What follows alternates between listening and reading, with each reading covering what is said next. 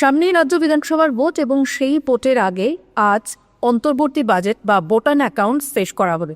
এই বাজেটের দিকে কিন্তু রাজ্যবাসী প্রত্যেকেরই নজর ছিল, তার কারণ লক্ষ্মীর ভাণ্ডারে আবার কি নতুন করে কোনো ভাতা বাড়ছে বা নতুন করে কোথাও কোনো ঘোষণা মমতা বন্দ্যোপাধ্যায়ের সরকার তারা কি করছেন, তার দিকে কিন্তু নজর প্রত্যেকের ছিল, প্রত্যেকের একটা কৌতূহল ছিল।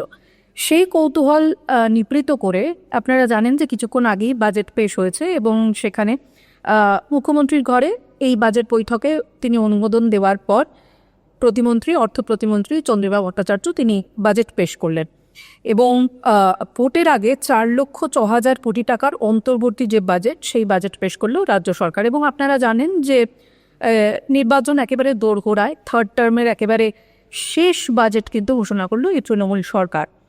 রাজ্য সরকারি কর্মচারীদের জন্য কিন্তু এই বাজেটে একটা দুর্দান্ত ঘোষণা রয়েছে, কি না 4% ডিএ বৃদ্ধির কথা ঘোষণা করে দিল রাজ্য সরকার এই অন্তর্বর্তী বাজেটে। এছাড়াও সকলের যেটা নিয়ে কৌতূহল ছিল লক্ষ্মীর ভাণ্ডার, সেই লক্ষ্মীর ভাণ্ডারেও কিন্তু প্রতি মাসে 500 টাকা করে বাড়ানো হলো।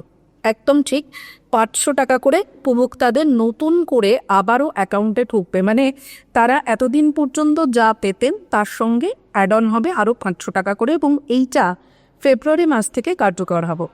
এই ঘোষণাই করা হয়েছে আজকের অন্তর্বর্তী বাজেটে।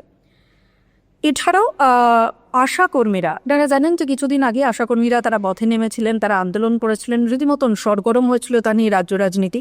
সেই আশাকর্মীদেরও ভাতা এবার কিন্তু 1,000 টাকা করে বাড়ানো হলো। তারা যে সমস্ত দাবি দাওয়াগুলো নিয়ে পথে নেমেছিলেন, যার মধ্যে তাদের প্রাপ্য ছুটি ছিল, যার মধ্যে তাদের এই ন্যূনতম মজুরি বা বেতনের কথা বলা ছিল, সেই ভাতাও কিন্তু বাড়ানো হলো এই বাজেটে। কিছুদিন আগেই আপনারা জানেন যে আশাকর্মীরা এই যে বললাম যে আন্দোলনে নেমেছিলেন, ফলে এইটাকেও কিন্তু রাজ্য সরকার মাথায় রেখেছিলেন তাদের এই আজকের ভোটার অ্যাকাউন্টস বা অন্তর্বর্তী বাজেট পেশ করার সময়।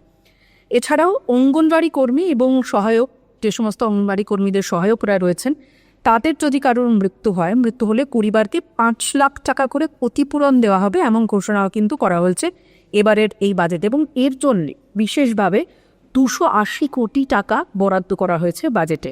এছাড়াও রাজ্যের অন্তর্বর্তী বাজেটে একটা অত্যন্ত উল্লেখযোগ্য ঘোষণা রয়েছে। কি ঘোষণা না, সেখানে বাংলার যুব সাথী বলে একটি নতুন প্রকল্পের ঘোষণা করা হচ্ছে। সেখানে কি বলা হচ্ছে যে এই বাংলার যুবসাথী প্রকল্পে বলা হচ্ছে যে যদি আবারও মমতা বন্দ্যোপাধ্যায়ের সরকার ক্ষমতায় আসেন, চতুর্থবারের জন্য তারা যদি ক্ষমতায় আসেন, সেক্ষেত্রে কিন্তু তারা 21 থেকে 40 বছর বয়সী যে সমস্ত যুবকরা রয়েছেন যারা মাধ্যমিক পাস, তাদের জন্যে 1,500 টাকা করে ভাতা দেওয়ার কথা ঘোষণা করছেন। যারা বেকার যুবক তাদেরকেও কিন্তু এই ভাতা দেওয়া হবে।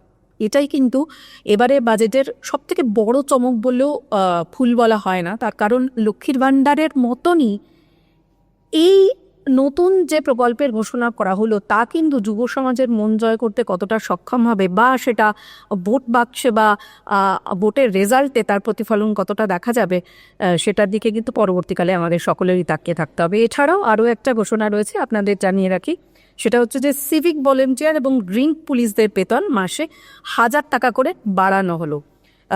বরাদ্দ করা হয়েছে মোট 150 কোটি টাকা। এই যে 1,000 টাকা করে বাড়ানো হচ্ছে গ্রিন পুলিশ এবং সিভিক ভলেন্টিয়ারদের বেতন, তার জন্যে অতিরিক্ত 150 কোটি টাকা এই বাজেটে বরাদ্দ করা হয়েছে। এই গেল মোটামুটি আজকের যে অন্তর্বর্তী বাজেট পেশ হলো সেই বাজেট।